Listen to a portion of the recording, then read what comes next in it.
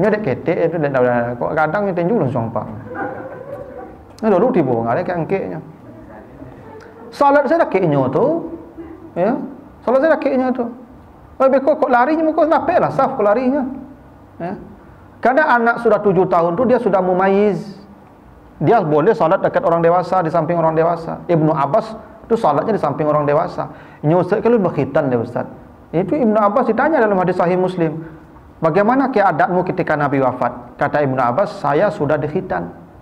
Tapi para sahabat tidak mengkhitan anak mereka hatta iza balagha asyuddah, kecuali anak-anak itu sudah dewasa. Dulu pada masa Nabi sampai pada masa sahabat sampai ke bawah, orang berkhitan itu lah dewasa, Pak. Tak boleh anak-anak awak ke kelas 2, kelas 3 SD dikhitan, Pak. Lah dewasa baru dikhitan. Bah kau itu dulu lah bius deh. Dulu juga kayu, Pak. Oh, yo kapak itu. Anak-anak batalok dia tu. Kalau kini kan bisa pakai laser, Pak. Langsung bisa pakai celana.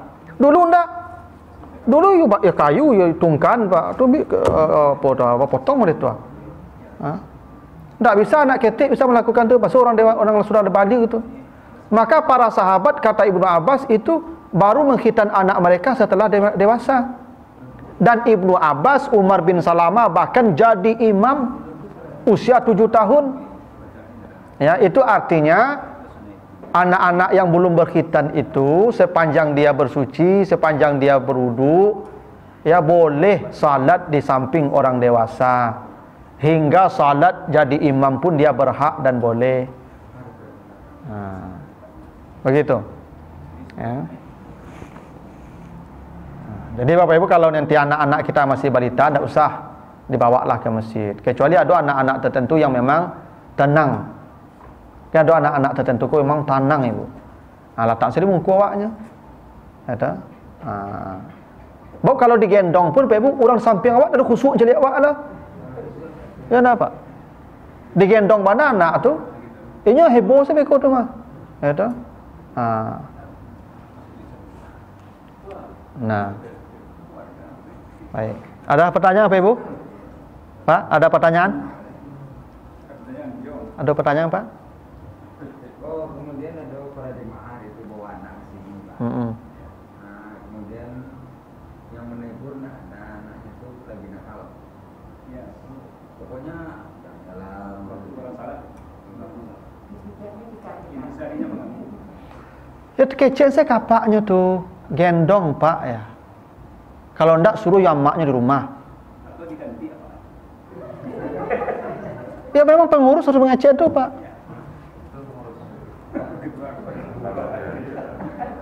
Iya Pak memang harus sampaikan. Kalau iko ambo majana ambo semuanya kalau diajar tak mararinya no. Nyo di briefing di rumah dulu. Makanya umur 7 tahun baru dibawa. Makanya perintah Nabi itu muru auladakum bis salah. Suruh anakmu salat wahum abana'u sab'in ketika usia 7 tahun. 7 tahun baru Pak. Jadi anak tu baru berhak dibawa ke masjid tu kalau 7 tahun. Sebab umur tu bawah 7 tahun tu penganannya sudah ada leh. Jadi bisa dia tahu leh. Kalau dah 7 tahun, barunya dah boleh dah awak salat. Tapi kalau buat anak pun di samping awak salatnya Pak. Pacian. Kalau menggak lihat anak kau, dah takbir tu pacian sedangkannya Pak. Kau ngali-ngali kan ramis dek. Boleh anak awak mah. Boleh. Awak ya. Ambo dulu Ibu ketika dibawa sembahyang di ayahmu, ambo sembahyang nak ke ayahmu. Kan namanya anak-anak lah kan cilik-cilik oleh kurang Pak. Oleh ayahmu sintong pada lombo tu. Belakak kepada dia cilik kata. Iya oleh tu. Iya Pak betul ayahmu tu. Kalau ngelengau dia kau tu sintong pada tu. Boleh, tak masalah. Boleh. Iya, itu makanya. Makanya lebih baik tinggalnya induknya dulu. Itu. Jadi jangan ada di sekitar kita hal-hal yang membuat fokus kita menjadi hilang. Salah satunya tu anak. Jadi anak-anak tu kalau dibawa jo, gendong lah. Kalau tak gendong di rumah. Di rumah salat. Tu begitu perintah Nabi begitu. Makanya perempuan lebih baik salat di rumah kata Nabi. Ya. Apalagi kalau anak-anak kau nyosai-nyosai di belakang Pak. Buat tinju-tinju pakai baju judo aja tuh, Pak. Menjelang assalamualaikum, nyantok. Sudah assalamualaikum, lu tabang sama-sama oleh Pak. Ya dah tu kau kena berang. Itu penyakit anak-anak itu. Itu maka ya didakian ke orang dewasa. Ambo di musala ambo, Pak, anak-anakku rami semayang, Pak. Tapi siasatnya orang dewasa, anak, orang dewasa, anak, orang dewasa, anak. Sehingga tak mungkin bergaduh orang gaib dah. Ya, Pak.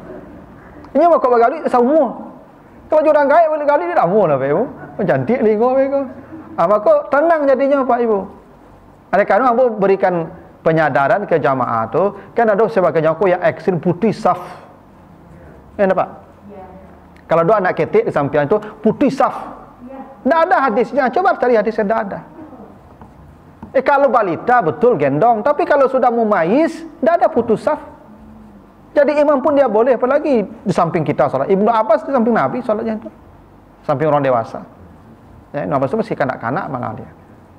Jadi istilah putus saf itu tidak ada. Ya. Yang putus saf itu kalau tidak berurang, ranggang, itu putus saf itu. Ya, tidak ada orang ranggang saf itu. Makanya kata Nabi, kalau salat waqaribu bil a'naq, adu bahu. Supaya rapi. Bahu adu. Itu perintahnya. Covid tu baju le, Pak. Ya tu dah kan darurat nama tu. Tapi perintah Nabi begitu. Bahu adu. Itu kenapa kalau bahu diadu, kenapa Nabi mengatakan laula an asukka ala ummati la amartuhum bisiwaki fi kulli salatin. Andailah tidak berat umatku, saya wajibkan tapi disuruh, tapi tidak sampai ke hukum wajib.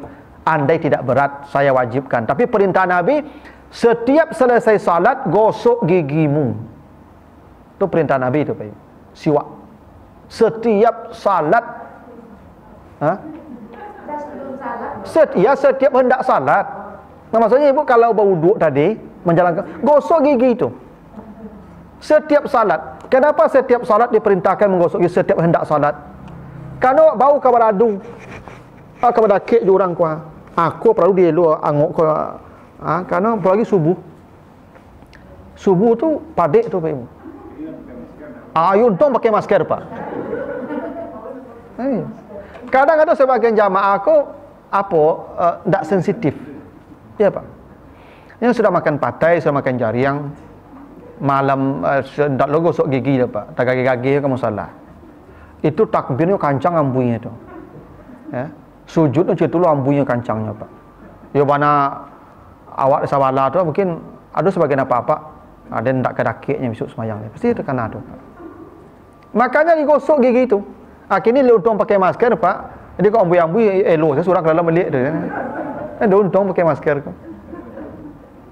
Karena kondisi kita ni akan mempengaruhi orang sekitar kita. Itu kenapa perintah Allah, khuzu zinatakum inda kulli masjid. Setiap engkau datang ke masjid, maka pakai pakaian yang zina, pakaian yang indah. Ibu-ibu kalau pergi beralik, apa-apa pergi beralik, cua baju apa pergi beralik, citu bawa kamu saji. Citu kamu salah. Dia awak aneh. Pergi beralik, tak tanggung mewahnya baju. Pergi kamu salah, dah terlalu tersedih. Harusnya ibu boleh pergi beralik tu kamu saji tu. Zina, pakai pakaian terbaik, karena tampilan kita itu mempengaruhi orang di dekat kita. Kalau kami kan nampak lagi. Ya, Pak, ya. Ya, artinya ganti baju tu dengan yang baik. Kalau mohon maaf nih kalau ibu bawa baju lalu, saya bawa walaupun pakai mukena, tapi ibu bawa baju lalu, mungkin awak pakai ringgit malam. Di awak adalah biasa, hidup badan awak biasa saja, durang salah. Ketika mahambu ke bawah tu kan mangin, Pak Ibu. Ya, Pak. Ya kan, Allah kan mambui ke apa gitu. Iya. Itu perintah Allah begitu. Kalau datang ke masjid, pakai zinatakum, pakaian yang menjadi perhiasanmu. Ya. Ambo kalau ikut pakaian ambo ko perhiasan ambo nama ibu. Ambo modeko ko ndak sembarang tampil mau pakai modeko ko. Kalau di rumah ambo pakai jo kaos-kaos cabik-cabik saja ko. Kalau tidak perhiasan ambo lo. Aku perhiasan ambo ko. Nah, kata Tuhan, begitulah kamu datang ke masjid. pakai perhiasanmu, artinya pakaian yang bagus, yang indah, bukan yang kan ada orang pergi masalah sembahyang pakai boxen saja Pak. Ya, pakai sarung lapu yang baper-per tu. Pai baradik, pai namu Pak Wali, pai rapik dak tanggung Pak badasi, bajas segala macam. Pai sembahyang pakai di rumah pakai sembahyang sudat, pakai baju kaus. Ya, singlet. Itu pula kuning-kuning loh. Indah ada waragu tiap lain ibadah dah lebih. Jadi kondisi kita ni akan mempengaruhi ya keadaan orang di sekitar kita. Itu kenapa ada aturan seperti itu tadi. Baik. Ada pertanyaan lagi, Ibu-ibu? Nah ya, kita lanjut hadisnya. Hadis dari Abu Zar, hadis riwayat Bukhari Muslim, At-Tirmizi, Ahmad dan An-Nasa'i. Iza qama ahadukum fis salah fala yamsah al-hasa fa innar rahmata tuwajihuhu. Apabila kamu sudah berdiri salat dan takbir, jangan menghapus pasir di tempat sujudmu, karena di situ rahmat Allah sedang menantimu. Jadi apa? Tadi takbir. Sudah takbir tampak kasih tampak sujud tu. Jangan Allah dulu dikipih dulu, tak boleh. Sujud di atas pasir itu. Kenapa? Karena sujud di atas tanah itulah yang disebut khusyuk. Nabi, Ibu, mohon maaf, tidak pernah ada saya menemukan Nabi itu pakai sajadah salat seperti kita ni Pak. Nabi itu sujudnya di atas pasir. Masjid Nabawi itu Pak, tidak berlantai keramik lah Pak Ibu. Masjid Nabawi itu berlantai kasih, itu maka ada sahabat meludah ke di masjid itu. Itu maka, ya di masjid ada yang meludah. Caranya bagaimana? Kata Nabi, timbun. Berarti Masjid Nabawi itu pakai kasih. Ada sahabat yang pipis sebagai di sudut masjid itu. Sampai Umar kapan nampak orang itu, kata Nabi, hendak ambil air sembe, siram, suci. Jadi hukum. Hendak kalau tanah begitu, misalnya gini, ibu kan sembahyang Idul Fitri di lapangan. Nampak kucing yang pipis di situ. Ya toh? Ditampil pakai salat tu, ambil air sembe, siram di hati pipis tu salat sudah. Bersih. Begitu cara membersihkannya, akan jadi hukum akhirnya. Artinya yang dilakukan sahabat di Masjid Nabawi itu jadi hukum. Hukumnya kalau ada najis di tanah, cara mensucikan najis di tanah itu siram dengan air seember. Lah, sembahyang itu leh.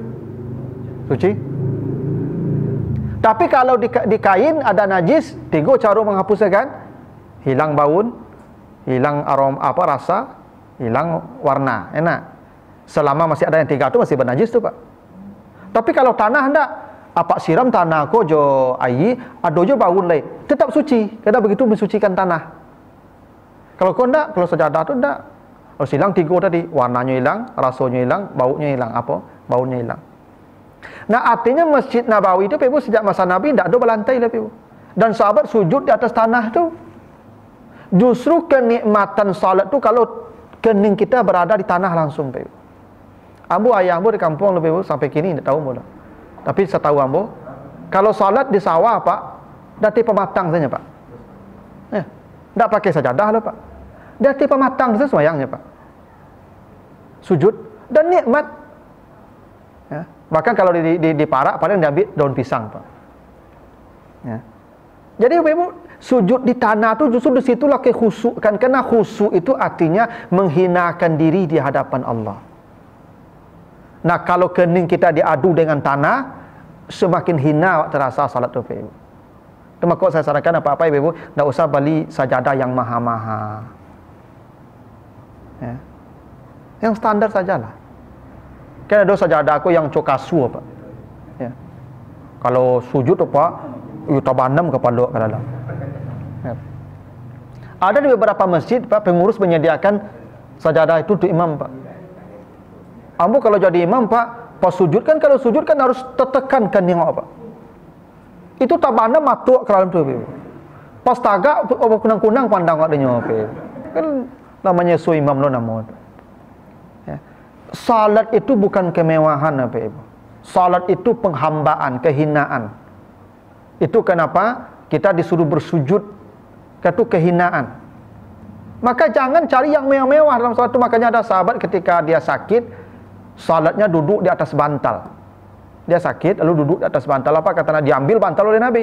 Shalli 'alal ard, salat di atas tanah, di atas lantai kata Nabi.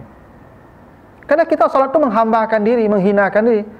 Cuma duduk di bantal itu rajo mah. Makanya apa-apa ibu kalau ada yang sakit, jangan duduk di atas kursi salat, di lantai. Baselo mengunju atau lipik boleh. Hah? Ya kecuali memang tak lo bisa di lantai itu Pak PK itu. Tapi sepanjang masih bisa di lantai Pak. Ada orang ke masjid, ke musala kancang letangnya Pak. Bahkan kursi itu sandang surang.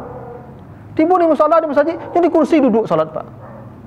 Tak boleh itu Pak. Kalau Nabi marah Nabi itu.